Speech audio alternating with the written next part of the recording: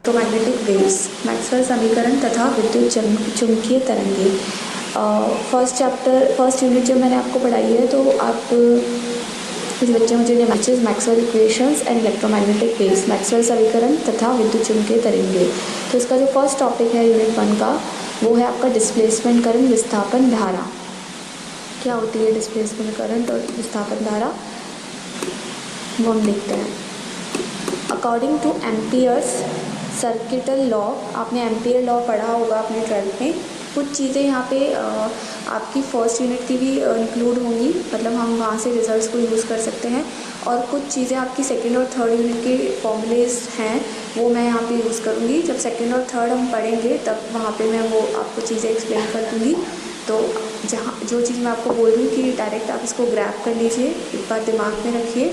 तो आप उसको according two ampere circuital law, the line integral of a magnetic field along any closed path in the magnetic field. अगर मैं आपका रेखा समाकलन करती हूँ किसका, चुंबकीय क्षेत्र का, लाइन इंटीग्रल अगर मैं करती हूँ मैग्नेटिक फील्ड का क्लोज पाथ के लिए, जो है लाइन इंटीग्रल शो कर रहा है आपका v.dl, और क्लोज पाथ है इसलिए यहाँ पे ये इंटीग्रल में क्लोज का साइन लगा रखा है मैग्नेटिक फील्ड में। तो वो किसके बराबर होता है, that is it is the product of permeability. Mu जो सिंबल होता है वो परमेबिलिटी का होता है। अब क्योंकि यहाँ पे वैक्यूम ले रहा है, फ्री स्पेस की बात कर रहा है, इसलिए म्यू को हम रिप्लेस करें म्यू नॉट से। जब भी आप म्यू नॉट या एप्सिलॉन नॉट की बात करते हैं तो जहाँ नॉट आ रहा है वो आपका फ्री स्पेस को डिनोट करता है। तो it is equal to the product of permeability of the medium and total electric current passing through the area enclose by the close path. तो ये जो आप क्लोज पाथ की आपने बात करी थी, इसमें जितना एरिया आ रहा है आपका, उस एरिया में जितना करंट पास हो रहा है, ठीक है, उसका प्रोडक्ट किससे, परमेबिलिटी ऑफ द मीडियम, या परमेबिलिटी यहाँ पे म्यू नॉट अगर लिख रहा है तो that is permeability of free space की ये बात कर रहा है, वैक्यूम की ये बात कर रहा है। तो this is your equation number 1। Now अब इसको एक बार मैं डेफिनेशन को हिंदी में भी पढ़ लेती हूँ। एम्पियर के परिपथीय नियम के अनुसार विस्थापन धारा कहते हैं हम डिस्प्लेसमेंट करंट को।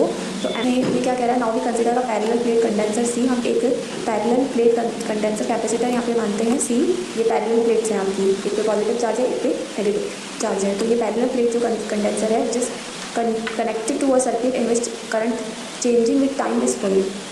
आपका एक ऐसे सर्किट से कनेक्टेड है जिसमें आपकी आई करंट फ्लो कर रही है। आई जो है वो पी पे डिपेंड कर रहा है, यानी आई का मैग्नीट्यूड जो है किस पे डिपेंड करता है, पी पे डिपेंड कर रहा है, चेंज हो रहा है टाइम के साथ, परिवर्तनशील मतलब changing with time. Outside this condenser, condenser के बाहर जो है आपको क्या करनी है, मैग्नेटिक फील्ड निकालनी है एक पॉइंट पी पर, at any point P. Imagine a closed circular path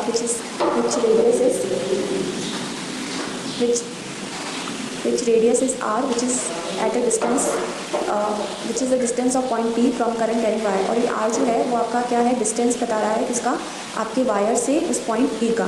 this is the distance. Surface P P dash enclose by the close path. और ये जो सरफेस आपका बन रहा है क्लोज पाथ की वजह से, वो है आपका पी पी डैश।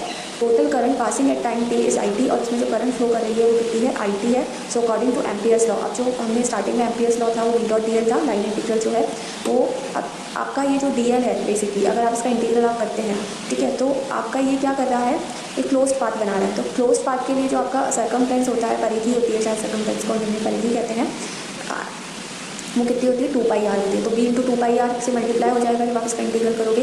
और ये हमने एम्पियर सर्किटल लॉ से बताया था कि किसके बराबर होता है, permeability multiplied by the current which is changing with time t। तो आप यहाँ से b की वैल्यू निकाल सकते हैं। तो b की वैल्यू क्या रहेगी, mu naught I upon 2πr, ठीक है। तो यहाँ पे a आपने जब डायग्राम डिस्कस करा है फिगर 1a, तो यहाँ पे जो b का आपका मैग्नीट्यूड आया है that comes out to be mu naught I upon 2πr। अब इसमें मुझे नहीं लगता कि मुझे इसको हिंदी में बताने की जरूरत है, क्योंकि पूरा derivation of the surface enclosed by the closed path. अगर हम एम्पियर्स लॉ लगा रहे हैं तो एम्पियर लॉ में ऐसा कोई रेस्ट्रिक्शन नहीं है, कोई बाउंडेशन नहीं है कि आपको जो क्लोज्ड पाथ आप बना रहे हो, जिसके लिए आप इंटीग्रल लगा रहे हो, उसकी कोई पर्टिकुलर शेप होनी चाहिए। शेप आपकी कैसे भी हो सकती है एम्पियर्स लॉ के लिए, ठीक है, एम्पियर्स लॉ के क्लोज्ड पाथ के लिए। Again for finding value of magnetic field at point P, अगर मुझे पी पॉइंट पे क्या करना है, मैग्नेटिक फील्ड निकालनी है, तो मुझे क्या करना पड़ेगा, we consider the surface P M N P dash enclose by the path P P dash. तो मुझे यहाँ पे क्या करना पड़ेगा, एक सरफेस मानना पड़ेगा that is P M N P dash,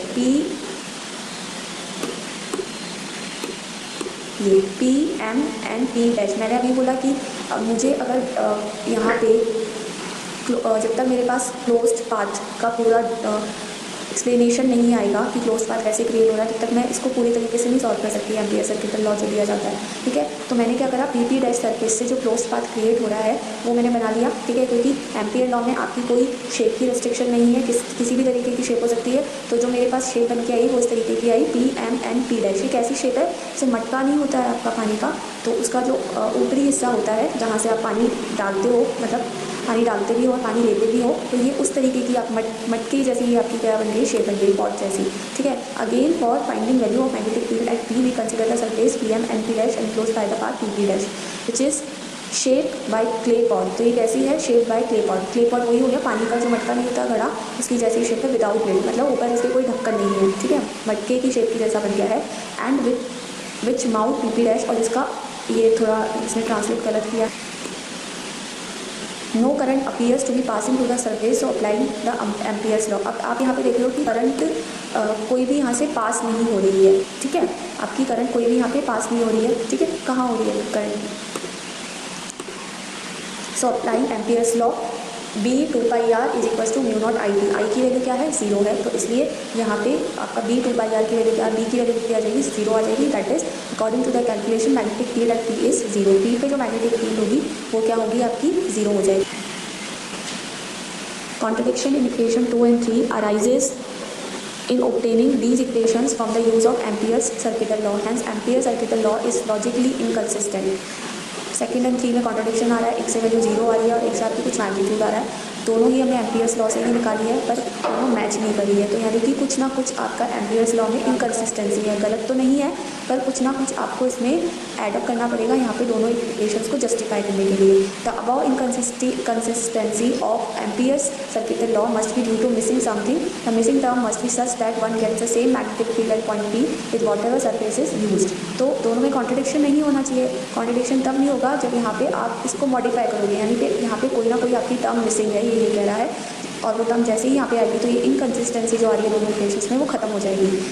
the missing term must be related with the changing electric field which passes through the surface between the plates of the capacitor. अब ये कह रहा है कि आपका जो ये जो मिसिंग टर्म है वो किसकी वजह से होनी चाहिए, ये होनी चाहिए या रिलेटेड होनी चाहिए किसकी वजह से, with the changing electric field. अब आप कैपेसिटर की अगर बात करते हैं तो यहाँ पे पॉजिटिव है या नेगेटिव है। ठीक है, तो यहाँ पे डेफिनेटली आपका इस कैपेसिटर की वजह से कोई ना कोई इलेक्ट्रिक फील्ड ज़रूर क्रिएट होगी। ठीक है, this is the basic law. तो कैपेसिटर में जो अंदर जो आपका ये बन रहा है फील्ड जनरेट हो रही है, the missing term must be related with the changing electric field which passes through the surface between the plates of the capacitor considering surface M N between the plates of the capacitor as plane. अब ये कह रहा है कि जो आपका M N surface है उसको मैं क्या मान लूँ, उसको मैं अपना सरफेस अगर मानती हूँ, considering the surface M N between the plates of the capacitor as plane, उसको मैं एज अ प्लेन मानती हूँ, it's area will be equal to the area A of the plates. तो इस एम एन सरफेस का अगर मैं area निकालती हूँ, ठीक है, मैंने इसको अपना सरफेस माना है, पहले मैं किसको मानी थी, पी पी डैश को मानी थी, अब मैंने जो सरफेस माना है वो मैंने किसको माना है, एम एन माना है। तो इसका एरिया किसके बराबर होगा, जो कि आपकी कैपेसिटर प्लेट का एरिया होना चाहिए, उसके बराबर होना चाहिए ये ऑफ कैपेसिटर। अब ये इसकी मैं बात करी थी, ये जो टर्म आपकी आ रही है फॉर्मूला, ये कैसे आएगा, या ये आपको आई थिंक आता भी होगा, आपने 12th में भी निकाला होगा ये प्लेट्स के लिए। हम जब इलेक्ट्रिक फील्ड निकालते हैं किसी कैपेसिटर के लिए तो वो आता है is equal to sigma upon epsilon naught. और एन कैप क्या है, आपका वो जो प्लेट है उसके सरफेस के अलॉन्ग ये क्या हो जाएगा, नॉर्मल हो जाएगा। अब therefore the electric flux passing through the surface M N at time T, तो अगर मुझे इलेक्ट्रिक फ्लक्स निकालना है तो क्या हो जाएगा, phi T is equals to E dot D A. ये फॉर्मूला हम लोगों ने फर्स्ट यूनिट में पढ़ा है, फ्लक्स का ई डॉट डी ए के बराबर होगा। अब यहाँ पे मैं क्या करूँ, ई की वैल्यू यहाँ से डाल देती हूँ, तो Q by epsilon naught A N cap यहाँ पे आ जाएगा। ठीक है, यहाँ पे मैं इसकी वैल्यू डालूंगी तो ये क्यू बाय एप्सिलॉन नॉट ए जो है वो तो आपका क्या आ जाएगा, बाहर आ जाएगा। ठीक है, और अंदर आपका क्या आ जाएगा, N cap dot D A vector. Fine, तो N cap dot D A vector में अगर मैं डी ए वैक्टर की वैल्यू डालूंगी तो वो होता है आपका n cap D A in terms of magnitude. ये मैंने आपको फर्स्ट यूनिट में पढ़ाया है। डी ए की वैल्यू यहाँ जब मैं डालूंगी तो वो आएगी एन कैप डी ए आएगी। ठीक है, अब यहाँ पे जब आप रखोगे इसको तो ये डी ए वैक्टर की रखी और इसकी वैल्यू कितनी आ रही है आपकी, एन कैप बच रहा है यहाँ पे, बाकी चीज़ें कांस्टेंट है तो वो बाहर चली जाएगी। तो बेसिकली आ जाएगा N cap dot N cap D A. ठीक है, तो N cap dot N cap तो 1 हो जाएगा। ठीक है, और डी ए बच जाएगा, डी ए का आप इंटीग्रेशन करोगे तो वो टोटल एरिया को बता देगा। तो ये फाइनली इंटीग्रेट होकर क्या आ जाएगा, 1 upon epsilon naught q t by A तो पहले ही आ रहा था और इंटीग्रेशन करा तो ए आ गया, तो ए से ही कैंसिल हो जाएगा, तो ये आ जाएगा आपका Q t bye epsilon not.